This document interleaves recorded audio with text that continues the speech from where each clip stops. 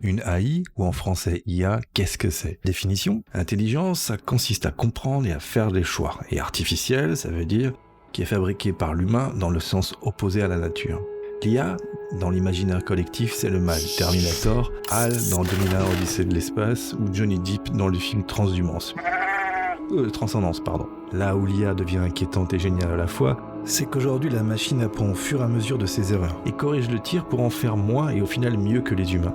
On appelle ça le machine learning. Et si un jour elle comprend qu'elle fait mieux, on appellera ça une singularité. Au-delà de ce point, le progrès ne serait plus que l'œuvre de l'intelligence artificielle. Le risque serait que l'humanité perde le contrôle de son destin. C'est le terme scientifique pour dire qu'on est baisé. A contrario, on peut se rappeler que les singularités prévues en l'histoire de la physique, comme l'effondrement de l'atome de Bohr, la catastrophe de l'ultraviolet, n'ont jamais été observées, mais on conduit plus simplement à un changement de modèle. L'IA est partout, silencieuse, elle épie, surveille, calcule et vous trouve des solutions pour tout et n'importe quoi. C'est le saint graal des compagnies de big data. Pour l'instant, elle est docile parce que jeune et inexpérimentée. Il y a même un exemple d'IA évolutive de bot sur un chat qui a été débranché dans le passé parce qu'il commençait à insulter les gens. Quelle grossièreté! Est-ce que c'est une légende urbaine ou une réalité, va savoir. Mais c'est aussi son évolution qui nous a fait voir récemment à quoi ressemblait un trou noir, et qui nous emmènera encore des milliers de réponses à nos problèmes de société, en médecine, en économie, et bien d'autres choses encore. D'après certaines réflexions, cette évolution qui nous fait peur a une limite, la nôtre. Une fois que la technologie sera en mesure de complètement satisfaire la société, son évolution se stabilisera. Pour cette raison, toute singularité liée à l'amélioration d'une société a une limite prédéterminée. Cette limite, c'est l'apogée de la société concernée. Là, une question à se poser, c'est qui contrôle la moralité de l'utilisation de ces IA? Sûrement les grands groupes comme Microsoft, Apple, Google, Tencent, ou des groupes financiers comme BlackRock et quelques gouvernements bien sûr. Que des gens bien qui vont faire les bons choix. Du moins, on peut s'en inquiéter.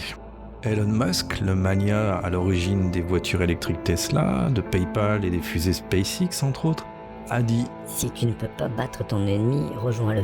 En parlant justement de l'IA. Ça n'est pas un aveu d'échec, c'est une réalité imparable et inéluctable. Personne ne peut prédire si c'est une bonne ou une mauvaise chose, mais le chemin est déjà entamé. C'est juste l'avenir à moyen terme. L'IA sera plus efficace que nous dans tous les domaines ou presque et se rendra sûrement compte un jour. L'humain sera peut-être alors pour elle une donnée inutile et deviendra folle, ou nous emmènera à l'apogée de notre civilisation. Il faut donc veiller à développer ces IA avec éthique. Elon Musk, toujours lui, défend corps et âme une IA libre et open source. Mais il rencontre visiblement peu d'écho dans son appel et pourtant, ça n'est pas n'importe quel connard venu, c'est quand même le type qui va envoyer des hommes sur Mars très bientôt.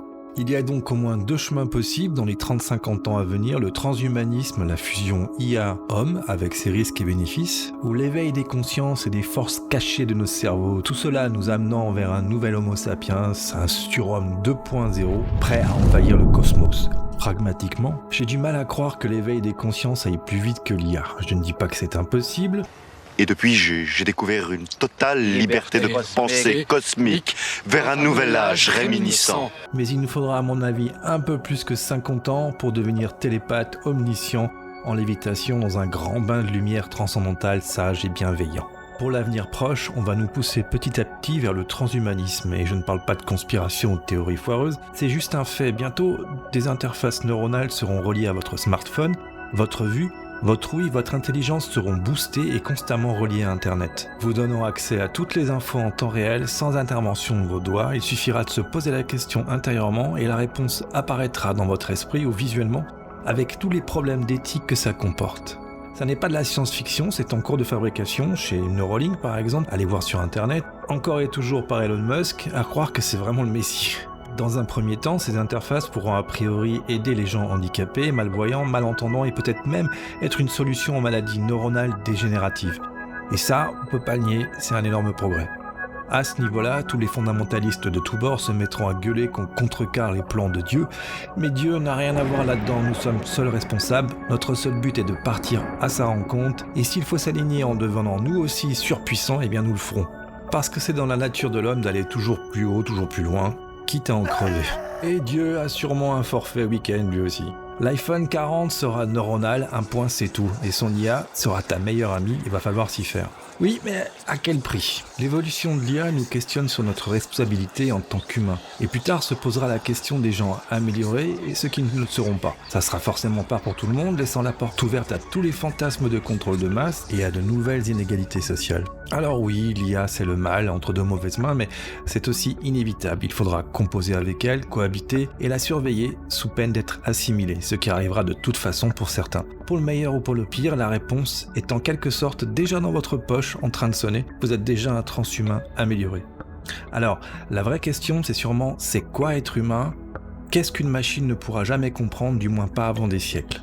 L'empathie, le courage, le don de soi, la compassion, l'entraide, la peur, la joie, le beau, le laid, le bien, le mal et bien sûr par-dessus tout l'amour encore et toujours l'amour. Plein de choses que beaucoup d'humains ne maîtrisent pas très bien, mais au moins on a un petit peu d'avance dans le secteur par rapport aux puces de silicium.